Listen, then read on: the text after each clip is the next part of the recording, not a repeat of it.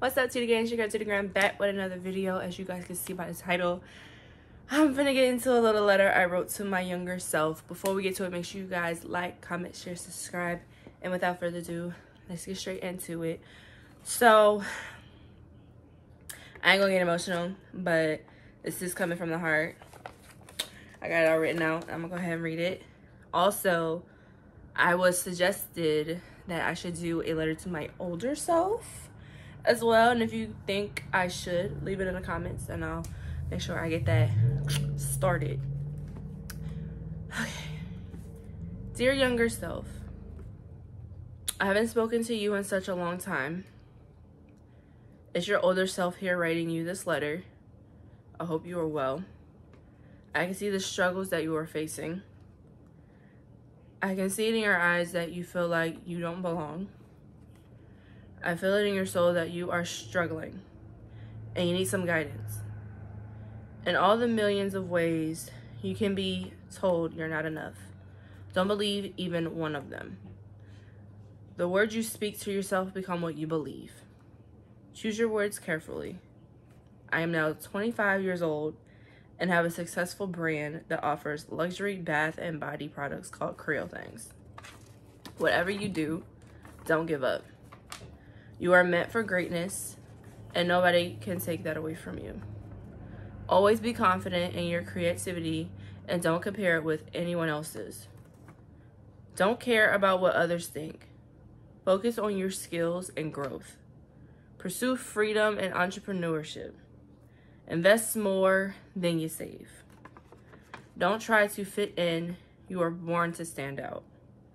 Physical and mental health over money. Be your first priority. Always love and trust and take care of yourself. Fight for what you believe in. You've got this. Love, future you. I decided to do this letter not only to actually try to write a letter to my younger self that I feel like I needed to hear at that younger age, but I also felt like this was something that could help any young girl that was in a situation that I might have been in growing up. I remember being told how confident I was when I was younger, how mature I was, but it's because I had to mentally mature at a young age. I was forced to mentally mature. It's not that I wanted to. It's just the environment I was in. And there has been plenty of times where I was in a headspace where I felt like I wasn't enough. That anything I did was not enough. Even though I got plenty of love, plenty of attention throughout my entire childhood, it was just something in me that always felt like I'm not supposed to be here. I'm meant for more. But I always felt like I was in a box. And this is my motivation to not only myself, but to others, that it's okay. You're not the only one that feels like that.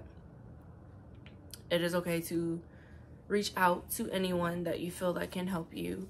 It doesn't have to be family members. It could be friends. It could be, well, I'm not going to say teachers, but there's someone that you can reach out to. There's plenty of organizations, plenty of hotlines, plenty of resources on the internet nowadays that you can go to make sure that you get the help that you need.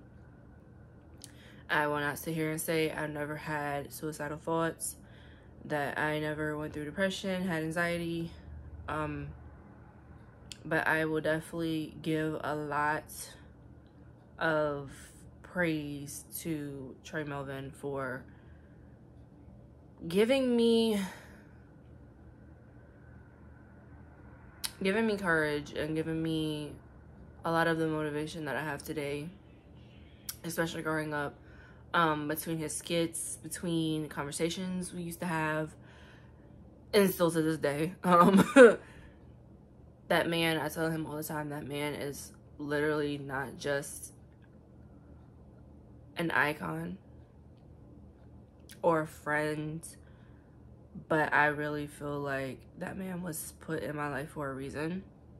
Of course, I didn't know it at the time, but I really felt like he was there to guide me throughout trials and tribulations of my life. And I love him for that. He might not know to the extent, but he does know that he has done a lot for me, and apparently I've done a lot for him as well. But I just want people to understand that I don't have to tell you every little single detail of, you know, what I've went through in life. But if I choose to do so, you have to be willing to digest it and just accept it. I recently had I guess you could call it a therapy session, an unpacking session, in September of last year, right before I turned 25. And I decided to go on one of my homegirls' platforms and talk about my traumas I had growing up and still technically deal with to this day. Just trying to, you know, get all of that emotion and get it out in the open and actually, you know, be like, you know what? Your girl's, you know, might be 25, you know, I don't want to continue to feel that like that. I don't want to continue to have that in my life. I want to, you know, heal and do what I gotta do to get to the, you know, next steps in life. And honestly, I felt so much better by doing so. There's a lot of things I still haven't done with all of that, but I definitely will say I feel so much better. So much better. But you're not alone. There's plenty of people that you can talk to. I have a handful of people I know I can talk to when it comes to certain situations, and I love that for me. Did not feel like I had that growing up, especially if you are from the South. You already know how it is out here. You know, you're supposed to stay in your place, stay in a child's place and all that. Look, first of all,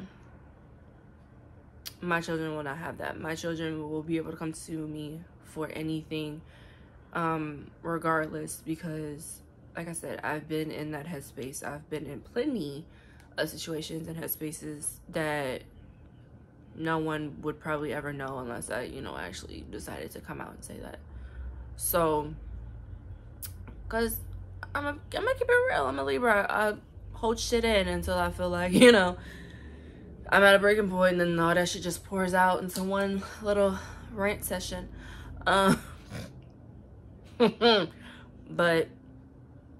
at the end of the day, I felt like this was needed for not only myself, but just to let others know, like,